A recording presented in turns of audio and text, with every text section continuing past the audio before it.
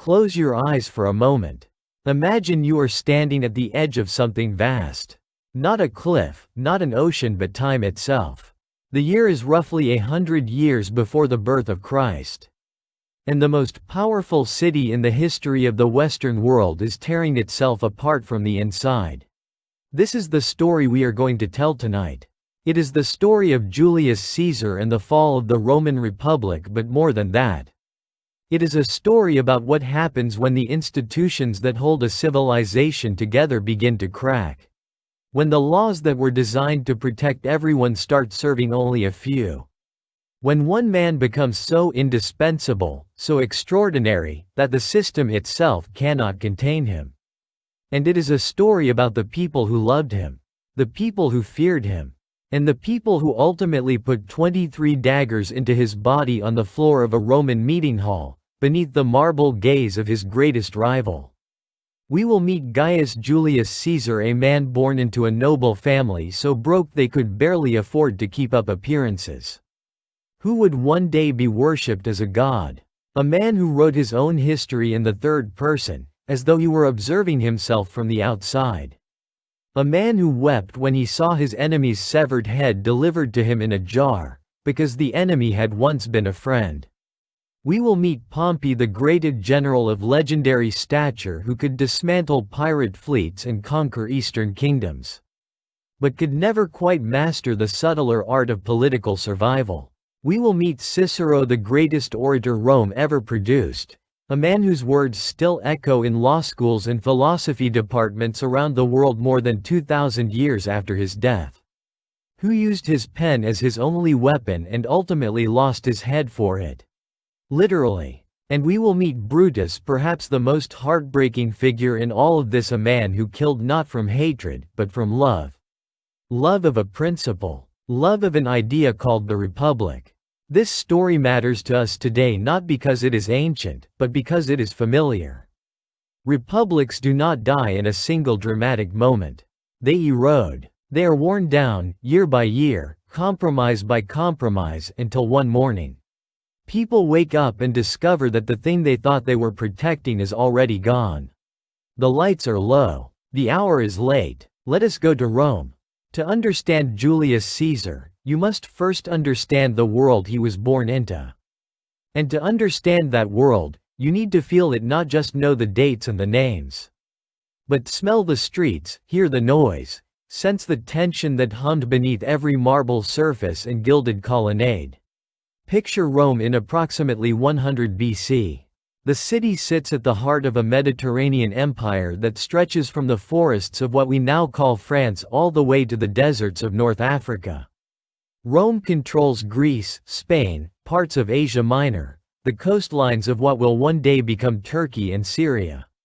No city in the ancient Western world can match it for size or ambition. By most estimates, roughly 1 million people live within and around Rome at this time. It is an astonishing number for the ancient world. And yet, walk the streets on a summer morning, the air thick with the smell of bread, baking and animals and river mud from the Tiber, and what you would encounter is not a city in triumph. You would encounter a city in crisis. Approximately 1/3 of those million inhabitants are enslaved. They carry the water, build the buildings, cook the food, raise the children of the free. Another large portion of the free population lives in what we would recognize as desperate poverty, crowded into towering, fire-prone apartment blocks, called insulae, dependent on government grain distributions just to eat. The Roman political class had a term for the policy of keeping this population fed and distracted: panem et circenses. Bread and circuses. Feed them, entertain them, and they will not revolt. But something more fundamental was rotting beneath the surface. The Roman Republic, and let us pause on that word, republic, from the Latin res publica. The public thing, the idea that governance belongs to everyone, was built on a beautiful set of principles. No one person should hold absolute power. All magistrates should have limited terms of office. The Senate would deliberate, the people would vote, the law would bind everyone equally. That was the ideal. The reality, by the time Caesar was born, had drifted far from it. The Senate was dominated by a relatively small number of aristocratic families, who had managed, over generations, to concentrate enormous amounts of land in their own hands. The wars of conquest that expanded Rome's empire had a terrible side effect at home: displaced farmers. Small landowners who had served in the legions for years returned to find their farms unworkable or seized. They drifted to the city.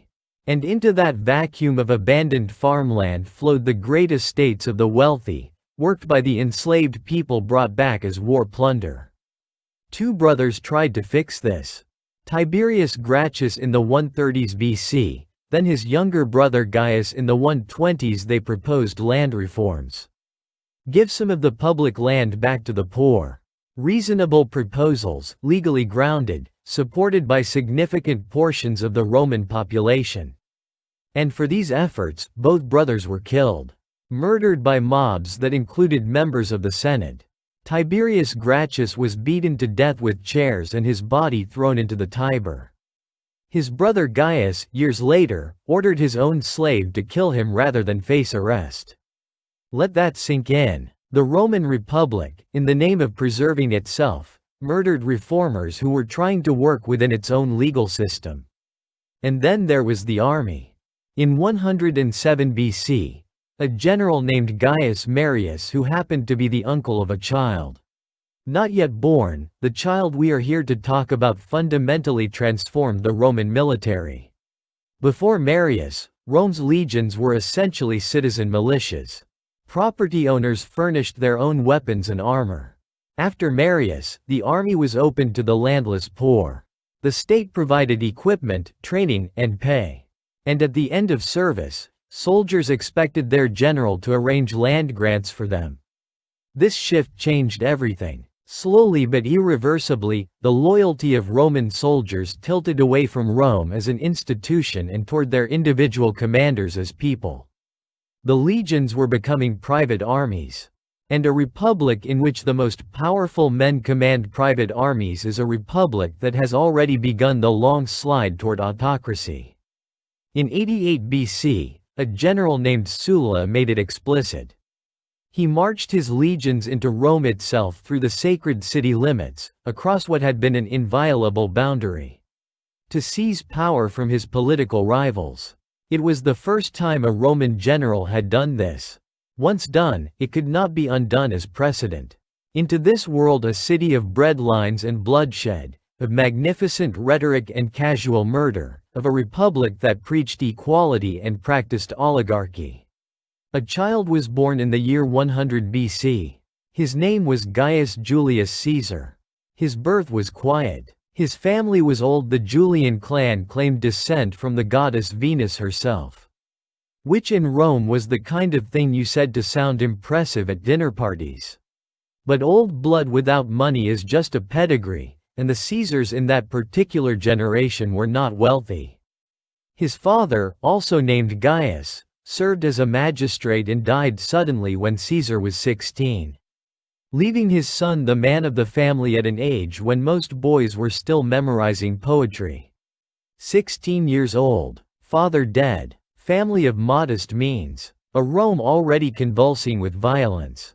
And yet, and this is the thing about Caesar that makes him extraordinary, from the very beginning he did not recede.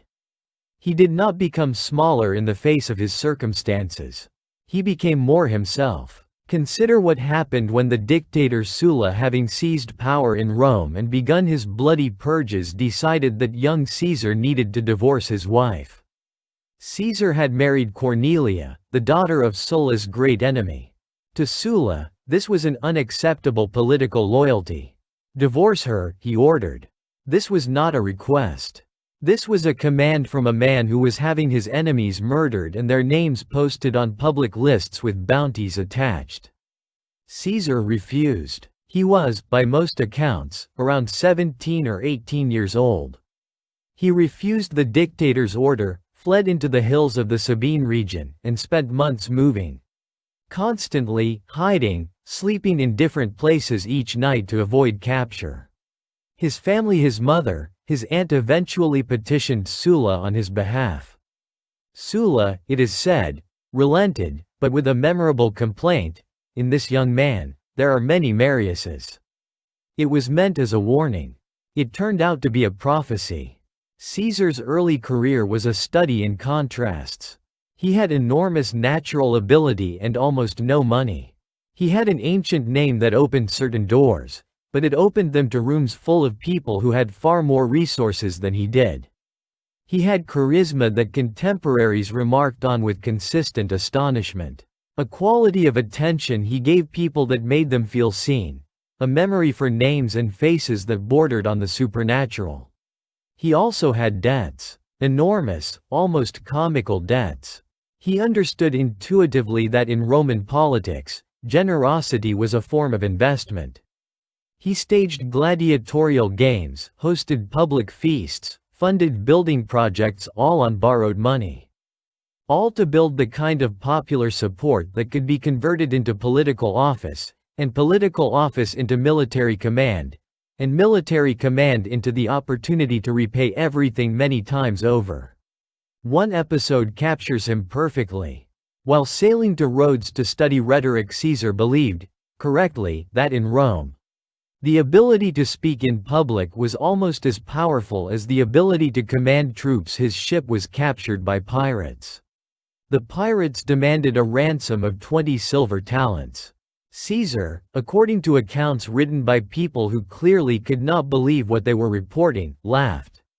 He told them they had no idea who they had captured. He was worth at least 50 talents, he said. He then proceeded to spend 38 days as their guest, playing games with them, exercising, reading them his poetry, and cheerfully informing them that once he was freed, he would come back and crucify every last one of them. They thought he was joking. He was not joking. After his family paid the ransom, Caesar immediately hired ships, sailed back to the pirate base, captured them all, and had them crucified. He did arrange for their throats to be cut first, as a gesture of mercy, because he had grown rather fond of them during his captivity. This is Caesar. The warmth and the steel, coexisting without apparent contradiction. The charm that made men love him and the iron will that made them fear him. But there is one more thing to know about him before we move forward. Because it makes him human in a way that the grand narrative of conquest sometimes obscures. Caesar was intensely vain about his appearance. He was going bald, and he hated it. He combed his remaining hair forward in a style that ancient writers mocked gently.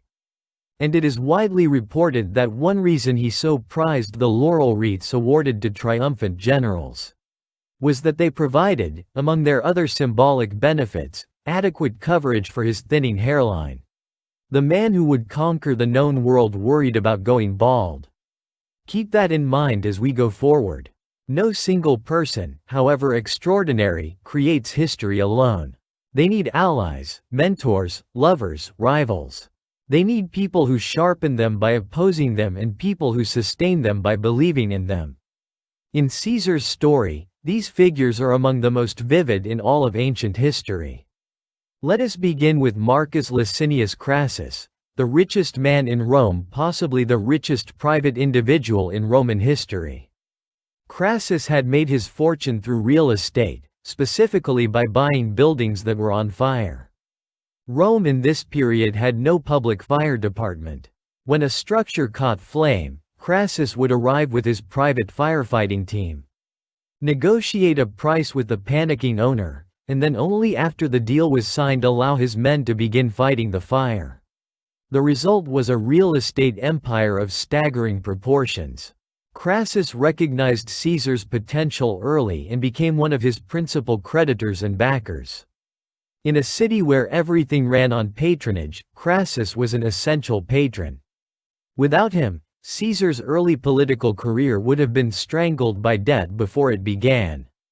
Then there is Mark Antony Marcus Antonius in Latin, who enters the story somewhat later but becomes essential to its final acts.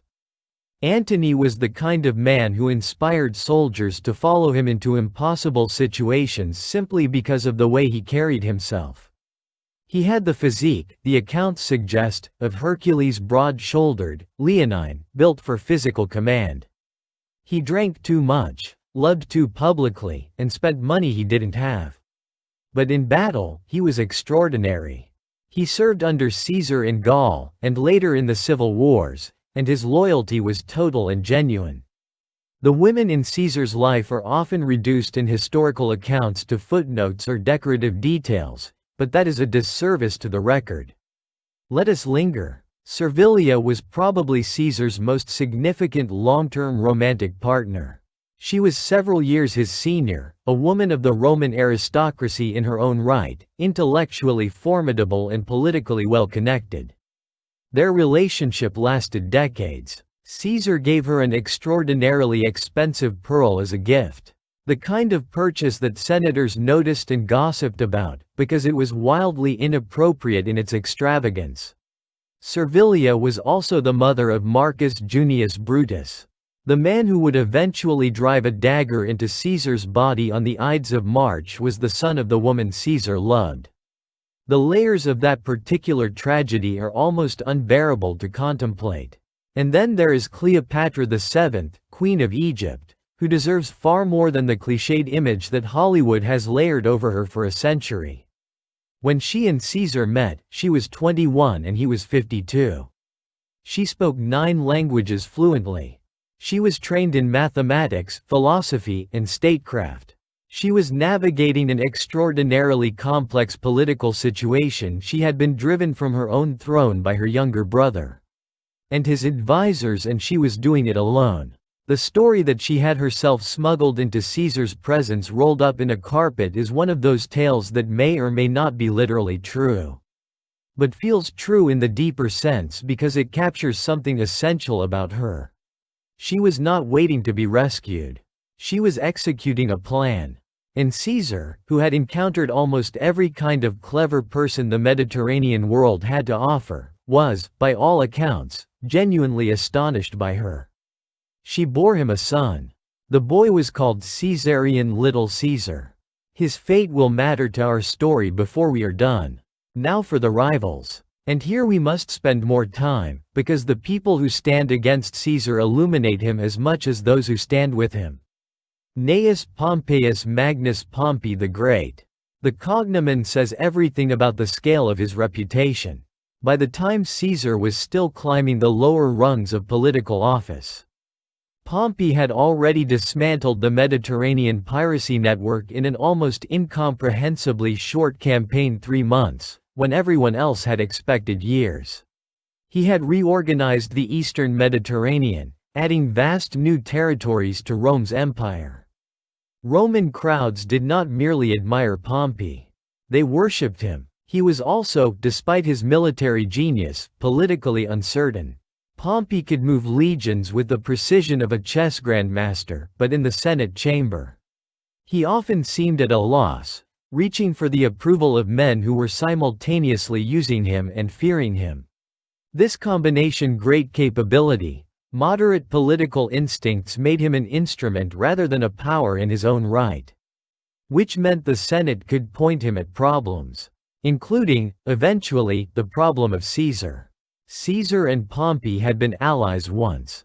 More than allies, Caesar's daughter Julia had married Pompey, and by all accounts the marriage was genuinely happy, the political bond unexpectedly warm. While Julia lived, there was a human bridge between the two men. When she died in childbirth, that bridge disappeared, and what remained was pure competition. And then there is Marcus Tullius Cicero, whom we must discuss carefully, because he is one of the most remarkable and most complicated figures in all of Roman history. He was not an aristocrat. He came from Arpinum, a provincial town, from a family of local prominence but no great lineage. He was what the Romans called a novus homo, a new man. Someone who had climbed to the highest offices of the Republic through sheer intellectual force and rhetorical brilliance. His speeches against Catiline, a Roman noble who attempted to seize power through conspiracy, are still read and studied. His philosophical writings on the nature of justice, friendship, old age, and the ideal state influenced centuries of Western thought. Thomas Jefferson read him. John Adams revered him. The founders of the American Republic, constructing their own experiment in self-governance, kept Cicero on their bookshelves. Cicero loved the Republic the way some people love a religion. Not as a political convenience, but as a sacred thing, something worth protecting at the cost of everything else. He recognized Caesar's brilliance and was genuinely dazzled by it. His letters, of which a remarkable number survive, are full of uneasy admiration. "There is no one more naturally gifted," he writes of Caesar. "No one more charming. No one more dangerous." What made Cicero tragic was that his only weapon was the pen. He could speak and write with devastating power, but when the moment came for swords, he had none. He would do what he always did: compose words, brilliant words, words that would outlast every sword that was ever drawn in his lifetime. And in the end, those words were what got him killed. Finally, there is the man whose name history has made into a byword for betrayal, though the truth of him is far more sorrowful than that simple reading allows. Marcus Junius Brutus. His ancestors had founded the Republic more than 400 years before Caesar's time. Brutus had driven the last king of Rome from the city and established the system of governance that the Romans held sacred. The name itself was a kind of political theology. To be a Brutus was to be, by hereditary definition, a guardian of the Republic against tyranny. And the man carrying that name in Caesar's generation was deeply good. Not perfect. No one in this story is perfect, but genuinely committed to principle in a way that was unusual.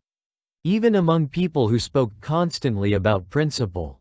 He had studied philosophy. He thought carefully about justice and obligation. He was known for his integrity in a political environment where integrity was an endangered species. Caesar loved him, not in the sense of a patron loving a useful client, but in something closer to the way a father loves a son. During the Civil War, Caesar reportedly told his officers that if Brutus were captured on the battlefield, they were to spare his life at all costs. If he resisted, let him go. If he surrendered, bring him to Caesar unharmed. And remember that Brutus had been fighting on the other side. This is the relationship whose end we are approaching. Hold it in your mind. The year is 49 BC. More than a decade has passed since Caesar crossed the Alps and began what would become the Gallic Wars, 8 years of brutal, brilliant campaigning through the lands we now call France, Belgium, and Switzerland. He had fought over 300 engagements. He had written his own account of the war, the Gallic Wars, or De Bello Gallico in clean, elegant Latin, referring to himself throughout in the third person. Caesar did this. Caesar ordered that, as though he were watching himself from a careful distance. The scale of these campaigns was enormous. Modern historians debate the numbers, but there is reasonable consensus that the Gallic Wars resulted in over 1 million deaths and perhaps as many enslaved. This was conquest in the Roman sense: comprehensive, deliberate, and deeply violent. And it made Caesar the most famous man in the Western world, the most beloved commander among his legions, and the man that the Roman Senate feared most. Because here is what was happening while Caesar was in Gaul. He was building exactly what Marius had made possible and Sulla had demonstrated: a personal army. His legions had been with him for years.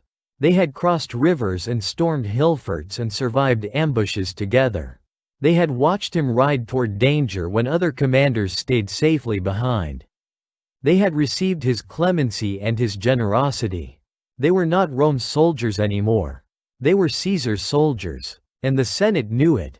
The year 60 BC had seen the formation of what historians would later call the First Triumvirate, the unofficial alliance among Pompey, Crassus, and Caesar.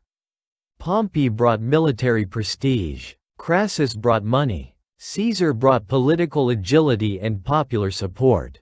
Together, they dominated Roman politics for nearly a decade. But alliances built on self-interest dissolve when the interests diverge. In 53 BC, Crassus led a disastrous military campaign against the Parthian Empire, roughly corresponding to modern Iran, and died at the Battle of Carrhae, along with most of his army. One leg of the tripod was gone. Then Julia died. The human thread connecting Caesar and Pompey snapped. What remained was two men, both of enormous capability and reputation, circling each other in a political arena that had no room for both of them. And surrounding them, watching carefully, the Senate, most of whose members had their own reasons to fear Caesar's growing power, and who saw in Pompey a potentially useful instrument for cutting him down to size.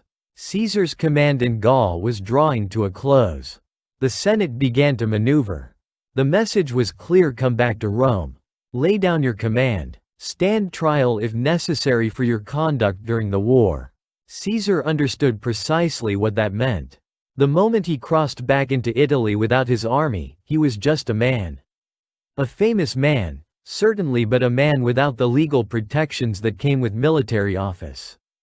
And with plenty of enemies who had been waiting patiently to bring charges against him. In Roman law, a returning general could not stand for election while still commanding troops. But he also could not keep his troops indefinitely. This legal trap had been carefully constructed. Negotiations dragged through the final months of 49 BC. Caesar offered compromise after compromise. He would give up his command if Pompey gave up his simultaneously. The Senate refused. He would keep only 2 legions instead of 10. Refused. 1 legion. Refused. Each refusal was a message. We do not want a negotiated settlement. We want your surrender. In January 49 BC, the Senate passed a resolution declaring a state of emergency and ordering Caesar to disband his forces, or be declared an enemy of the state. 2 tribunes, Mark Antony and Curio, both Caesar's allies, exercised their ancient constitutional right to veto the resolution. The Senate informed them that their vetoes were irrelevant. The tribunes fled Rome disguised, hidden in ordinary wagons, and made their way north to Caesar's camp. When they arrived, Caesar assembled his soldiers. He showed them the tribunes.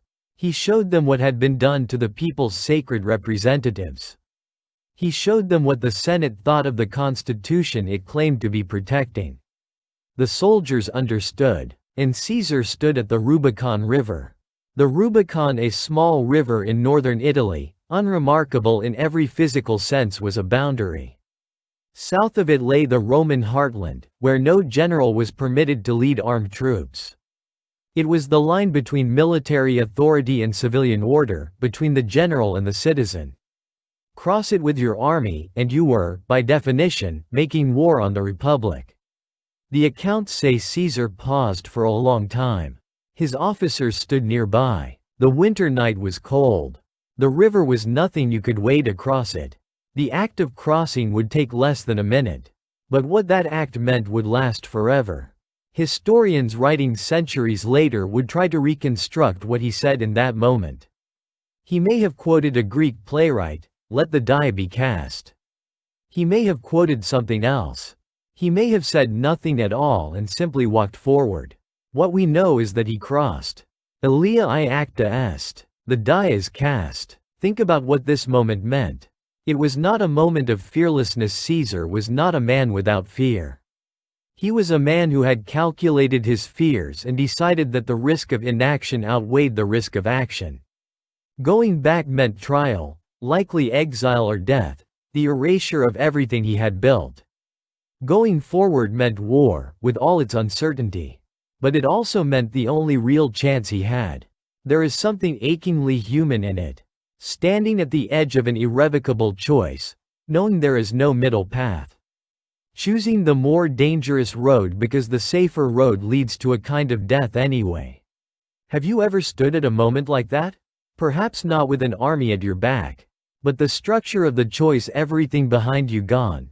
Everything ahead uncertain, that is not a feeling reserved for conquerors. Caesar's legions moved south with extraordinary speed. And they moved in a way no one expected, without violence. Towns that expected pillaging and reprisals found instead that Caesar's soldiers behaved with discipline. That Caesar himself spoke to local leaders, that no one was crucified, no property seized without payment. He called this policy clementia, mercy. the Latin root of our word, clemency. And it was policy in the fullest sense, calculated, deliberate, maintained even when provocation was offered. Because Caesar understood something that pure military commanders often miss: the story you tell about a war matters almost as much as the war itself. If you want people to accept your governance afterward, don't make enemies of the people whose governance you're taking over.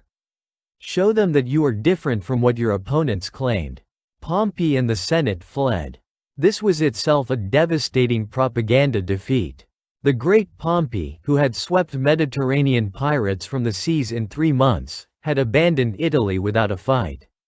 Roman citizens who had expected a dramatic last stand found instead that their leaders had simply left. Caesar entered Rome. He did something then that was noted and remembered.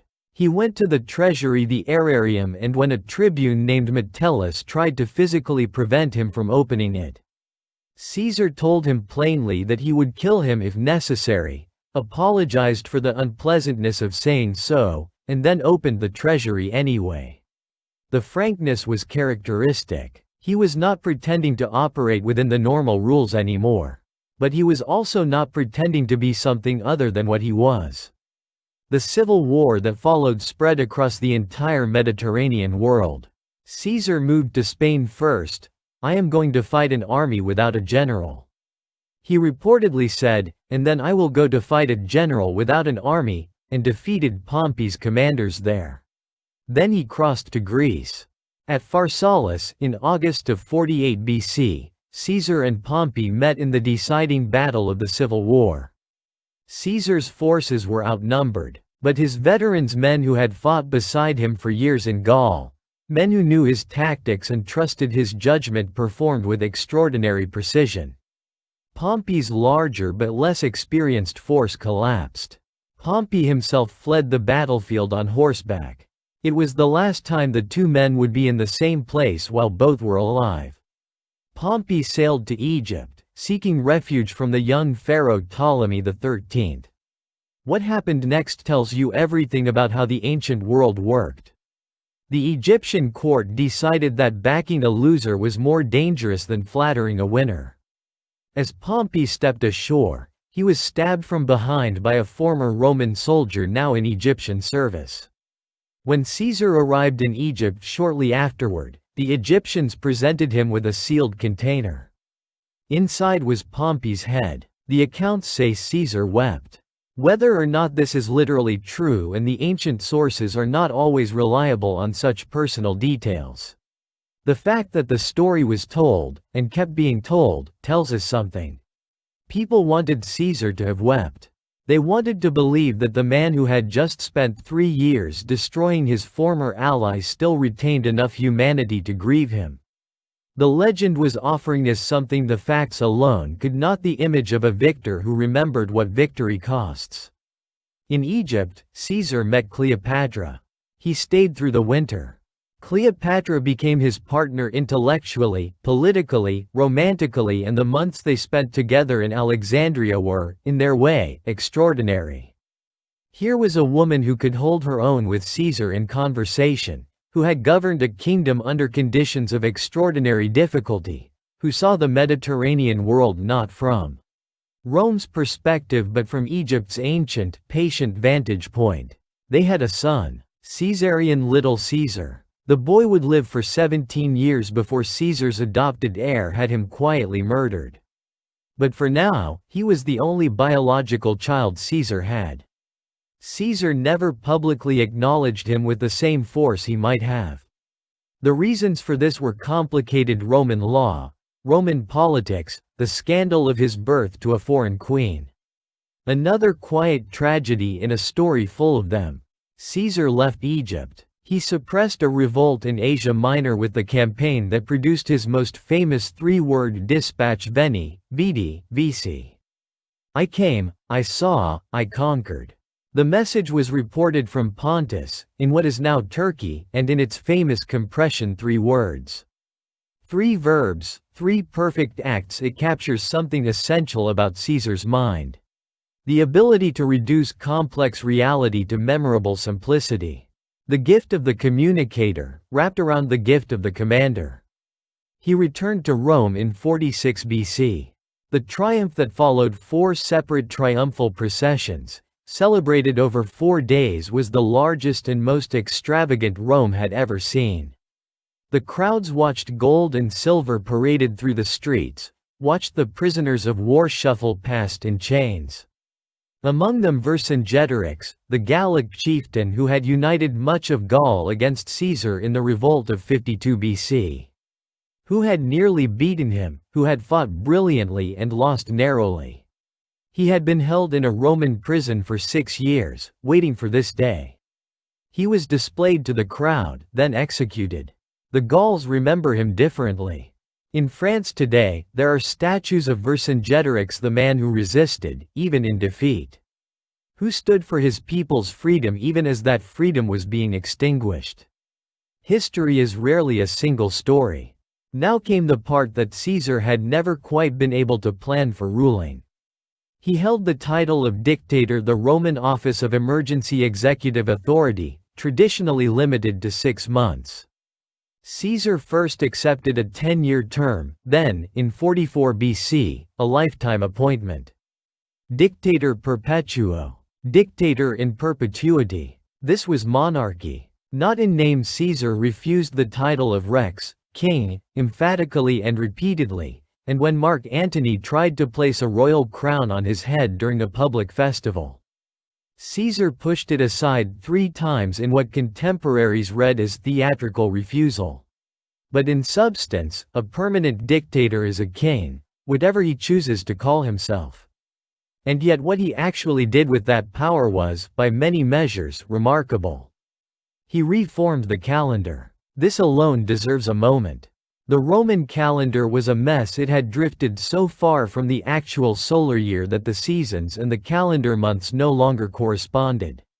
Caesar, working with Egyptian astronomers he had met in Alexandria, introduced a solar calendar of 365 days with a leap year every 4 years. We call it the Julian calendar. It was used throughout the Western world until the 16th century, when it was slightly modified into the Gregorian calendar we use today. The month of July is named for him. 2,000 years after his assassination, we still measure time by his calculation. He reorganized the administration of the provinces, reducing the systematic corruption that had made Roman provincial rule a byword for exploitation. He extended Roman citizenship to more of the provincial populations, understanding intuitively that empire is more stable when more people feel invested in it. He began resettling Rome's poor in newly established colonies: Carthage, Corinth, places that Rome had destroyed a century earlier and that he now rebuilt. He reformed debt law in ways that protected debtors without destroying creditors. But he moved too fast. The Senate, even an expanded Senate that now included men from Gaul, men who wore togas and spoke Latin, but whom the old Roman aristocracy privately mocked as barbarians, found itself arriving at meetings to discover that decisions had already been made. There were rumors, possibly apocryphal, possibly not, that Caesar had signed documents on behalf of already dead senators. True or not, the story circulated, and stories that circulate reveal the anxieties of the people telling them. There was also the simple fact of his manner. Caesar had spent years commanding armies, where his word was law and hesitation was a tactical liability. He had not entirely shifted gears for the Senate chamber. He sometimes failed to rise when the senators arrived in a body. A traditional gesture of respect that his opponents seized on as evidence of contempt for republican institutions. And underlying all of it was the question of succession. Caesar had no legitimate son. He was 55, aging by Roman standards, and suffering from epileptic episodes whose frequency seemed to be increasing. What happened when he died? Who governed then? He was planning a great campaign against Parthia to avenge Crassus, to extend Rome's power eastward, to become, perhaps, the greatest conqueror since Alexander. But if he died on that campaign, or before it, what became of Rome? The Senate watched. The Senate counted grievances. And in corners of the Senate, in private rooms and gardens and whispered conversations at dinner parties, men began to talk about what needed to be done. Gaius Cassius Longinus was the catalyst. Thin, intense, a man of genuine principle as well as wounded pride. He had been captured fighting for Pompey at Pharsalus, and Caesar had pardoned him, and he had received the praetorship, a significant office, from Caesar's hand. And he hated Caesar for it. Perhaps the mercy rankled. Perhaps being owed your life to a man you consider a tyrant is its own form of humiliation. Cassius needed Brutus. The name was the thing. If Cassius killed Caesar without Brutus, it was a political murder by an aggrieved enemy. With Brutus, the man whose very name meant the defense of the Republic against tyranny, it was something else. It was principle made flesh. The argument Cassius made to Brutus was careful. It was not about personal grievance. It was philosophical. You love the Republic. You believe in the institutions your ancestor died to create. Look at what Caesar has made of those institutions. Can you watch them die and do nothing? Is loyalty to a man greater than loyalty to a principle? Brutus struggled. The accounts suggest he genuinely struggled, over weeks of anguished deliberation. He admired Caesar. He may have loved him. The relationship was too close, too warm, too long for simple political calculation. But in the end, he came to believe what Cassius had argued, that Caesar, whatever his intentions, had made himself incompatible with the Republic. That the Republic could not breathe while Caesar stood upon it. He joined the conspiracy. And his joining changed everything. Men who might have hesitated now committed themselves. The conspiracy grew to perhaps 60 members, all senators, all men who had received Caesar's clemency in one form or another. The bitter irony is worth sitting with. The very policy of mercy that Caesar thought would prevent future enemies had instead incubated them. The date they chose was the Ides of March 15, 44 BC. 3 days before Caesar was scheduled to depart for his Parthian campaign. Once he left, they reasoned, the opportunity would be gone for years, perhaps forever. In the days before the 15th, Rome hummed with anxious portent. A soothsayer named Spurinna had reportedly warned Caesar weeks earlier to beware the Ides of March. Whether Caesar took such warnings seriously is difficult to know. He had lived with threats and dangers for so long that perhaps a certain fatalism had settled in. On the night of March 14, Caesar dined at the home of Marcus Lepidus. The conversation turned, according to later accounts, to the question of what kind of death was best. Caesar answered without apparent hesitation, a sudden one. Subitania mors. On the morning of the 15th, his wife Calpurnia told him she had dreamed of blood. She begged him to stay home. Caesar agreed, or seemed to. Then one of the conspirators, Decimus Brutus, a man Caesar trusted deeply enough to name as a secondary heir in his will, arrived and told him the Senate was waiting. You cannot stay home because of your wife's dream. Come. Caesar came. He came to the theater of Pompey, or rather, to the meeting hall attached to it, a building completed by the very man whose severed head had been delivered to him in Egypt. Beneath a marble statue of Pompey, the Senate waited. A senator approached Caesar with a petition. Caesar reached to take it. And the daggers came. 23 wounds. 23 strikes. In the chaos of bodies and blades, Caesar pulled his toga over his face, that instinctive, human gesture of privacy and dignity even in extremity, and fell. He fell at the base of Pompey's statue. The great Dr. Antistius examined the body afterward. Of the 23 wounds, he determined, only one was immediately fatal, a stab to the chest. What Caesar said at the end is uncertain. The playwright Shakespeare, writing 16 centuries later, gave him the Latin phrase, et tu, Brute? And you, Brutus? The historian Suetonius, writing in the 1st century AD, recorded a Greek phrase, kai su, teknon? You too, child? Whether either of these is accurate, whether Caesar said anything at all in those final moments, we cannot know. But the fact that the story was told the grieving father recognizing the son who killed him tells us what people needed to believe. What resonated, what felt true even if it could not be verified. The assassins ran into the streets. Liberty! The tyrant is dead, they cried. The streets were silent. Citizens went inside and locked their doors. There was no rejoicing. This was the fundamental miscalculation of Brutus and Cassius. They believed that killing Caesar would restore the Republic. They believed the Republic was a living thing temporarily suppressed by one man's ambition, and that removing him would allow it to breathe again. They did not understand or could not allow themselves to understand that the Republic was already gone. Had been gone for decades, really. The institutions were hollow. The traditions were theater. The Senate had been murdering its reformers since the Gracchi, had been manipulated by wealthy families for generations. Had proven itself incapable of governing an empire that now stretched from Scotland to Mesopotamia in its ambitions. Caesar had not killed the Republic. He had been its autopsy. He had revealed what was already there. And now, with the autopsy unfinished, Rome descended into something worse than what had come before. The years between 44 BC and 31 BC were, by any measure, catastrophic. 2 more civil wars. The second triumvirate Antony, Octavian, Lepidus seizing power and immediately turning on each other's enemies. The proscriptions of 43 BC were a grim echo of Sulla's, with one crucial difference: Cicero's name appeared on the list. Cicero had spent the years since Caesar's assassination doing the only thing he knew how to do. He had written, brilliantly and ferociously.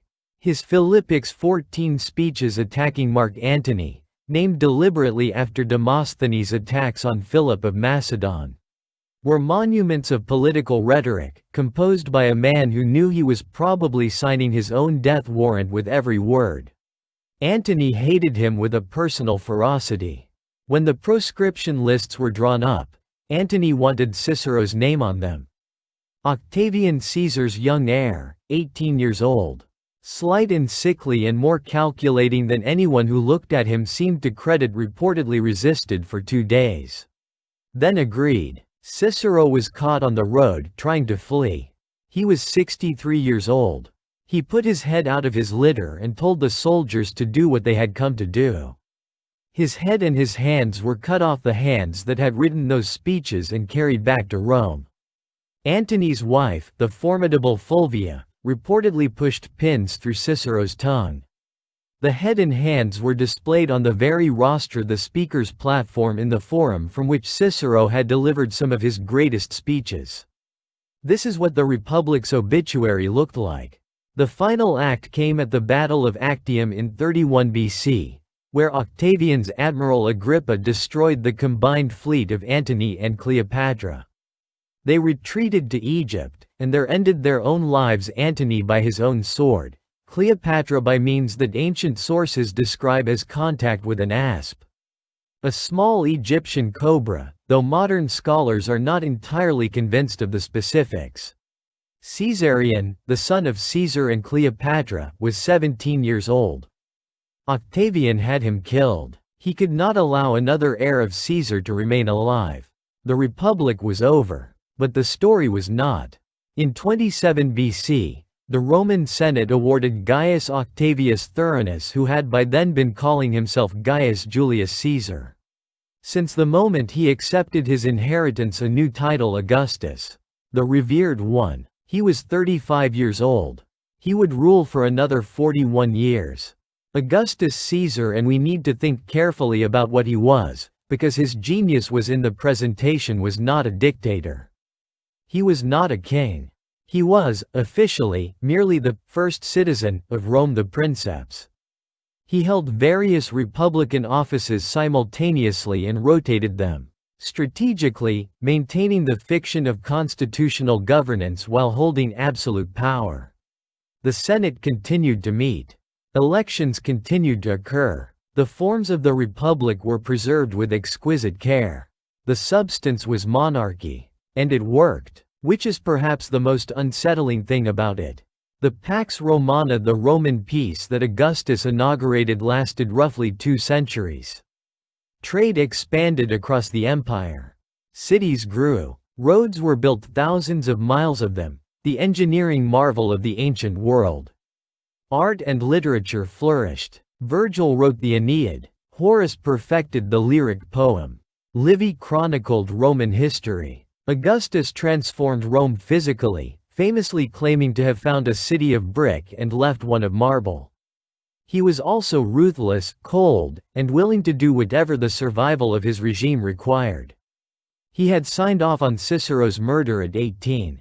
He had navigated decades of lethal politics by never showing his hand. He never fully recovered his health. He was sickly throughout his life, plagued by various ailments, unable to campaign in person the way Caesar had. What he had instead was patience and judgment, and the ability to choose capable subordinates and give them real authority. His personal life was marked by peculiar obsessions. He was, by various accounts, deeply superstitious, terrified of lightning, given to elaborate ritual preparations before journeys. He was fastidious about his diet to the point of eccentricity. He outlived nearly everyone he had known in his earlier life. On his deathbed, he died in AD 14. At the age of 75, he reportedly asked those gathered around him whether he had played his part well. And then, according to the historian Suetonius, he spoke the traditional ending line of the Roman theatrical performance: "Since the play was well done, give it applause." The Republic had become theater. And the theater had been magnificent.